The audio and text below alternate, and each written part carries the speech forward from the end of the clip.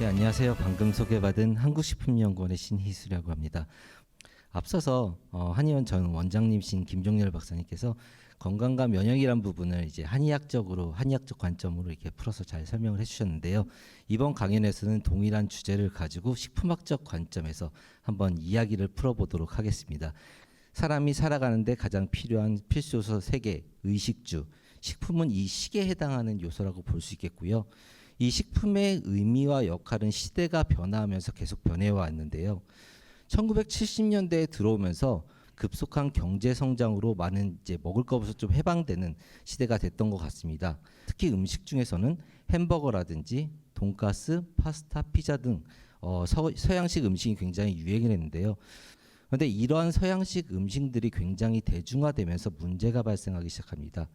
그것은 생활습관병이라고 하는 당뇨, 비만, 고혈압, 고지혈증 같은 대사성 질환들이 많이 발병을 하게 되고요. 이로써 사람들은 건강에 대한 위협을 받게 됩니다. 그래서 등장하기 시작하는 것들이 건강 기능성 식품이라고 말씀드릴 수 있을 것 같습니다. 건강 기능성 식품은 인체에 유용한 기능성을 가진 원료나 성분을 사용해서 정제, 캡슐, 액상 등의 여러 가지 제형으로 제조 가능한 식품이라고 말씀드릴 수 있는데요. 건강 기능 식품과 의약품의 차이점을 알아보면 그 목적부터가 다르다고 할 수 있겠습니다.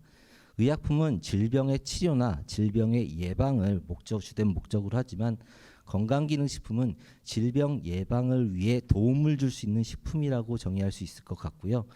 또한 의약품은 약사법을 따르는 반면에 건강기능식품은 건강기능식품 법률을 따른다고 할 수 있겠습니다.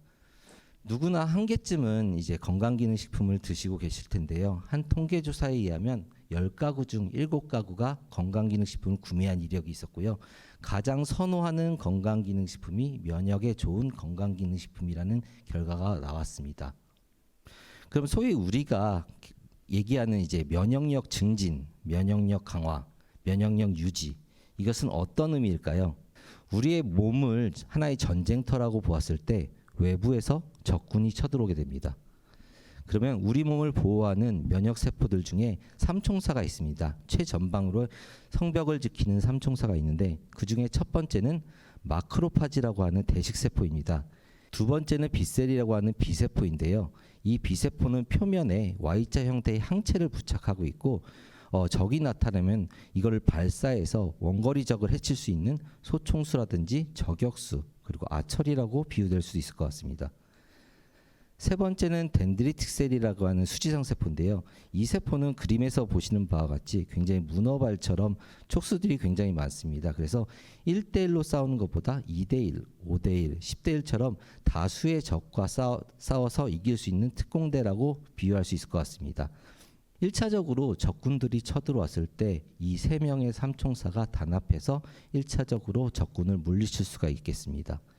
그리고 당연히 사령관인 T세포에게 이 상황을 보고하게 됩니다. 이 T세포라는 사령관은 사이토카인이라는 명령을 하달하게 되고요. 그렇게 되면 후방에 있던 그런 병사들이 전방으로 배치가 되고 전투태세를 준비하게 됩니다. 이때 다시 들어온 적군이 오면 효율적으로 그 전쟁을 치러서 이길 수 있는 확률이 높아집니다. 그래서 이런 반응들을 일련의 면역반응, 가장 기초적인 면역반응이라고 얘기할 수 있겠고요. 앞에서 삼총사가 해춘 1차 전투 반응 쪽을 선천적 면역, 그리고 사령관 이후에 나타나는 반응들을 후천적 면역이라고 표현할 수 있을 것 같습니다. 그럼 예방접종은 무슨 약일까요? 예방접종 약은 무독화시킨 적군, 그리고 약하게 만든 적군, 모양만 적군인 세균이나 바이러스입니다. 그럼 본격적으로 면역력 강화라는 것은 무엇일까요? 여기서 면역력 강화라는 것은 전쟁에서 승리하는 것입니다. 그럼 이렇게 전쟁에서 승률을 올리는 전략, 방법은 무엇이 있을까요? 굉장히 단순한데요. 아군의 수를 늘리는 것입니다. 면역세포의 수를 증가시킨다는 것입니다.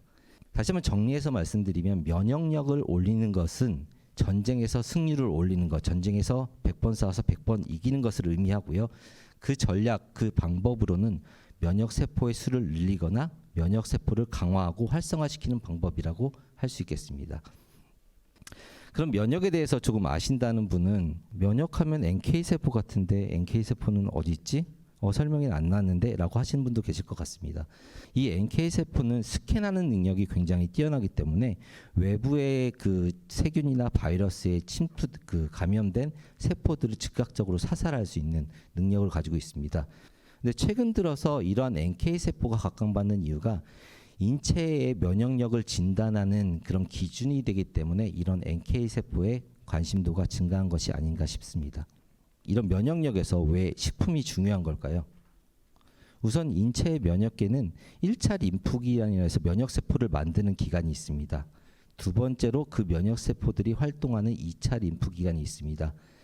거기서 가장 중요한 거는 소장, 그 장관이라고 얘기하는 부분인데요. 이 장관 안에는 림프구의 70% 이상이 존재를 하고요.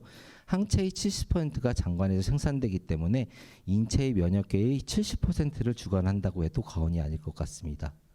또한 장관은 이제 안에 존재하는 장기이지만은 바깥의 외부 물질과 직접적으로 가장 접할 수 있는 장기이기 때문에 면역 반응의 중추, 생체 면역 반응의 최전선이라고 불리기도 합니다. 또한 이런 장은 기본적으로 영양소를 흡수할 수 있는 부분이라서 식품과 가장 접할 수 있는 확률이 가장 높습니다.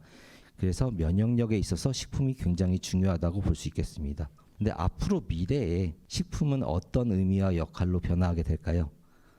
굉장히 예측하긴 힘들지만 이것은 우리가 식품에 대한 중요성을 인지하고 관심을 가지고 고민해야지 이런 고민들이 모여서 이제 새로운 식품의 의미와 역할을 만들어 갈 수 있다고 생각하고 또한 기대해 보면서 발표를 마치도록 하겠습니다. 감사합니다.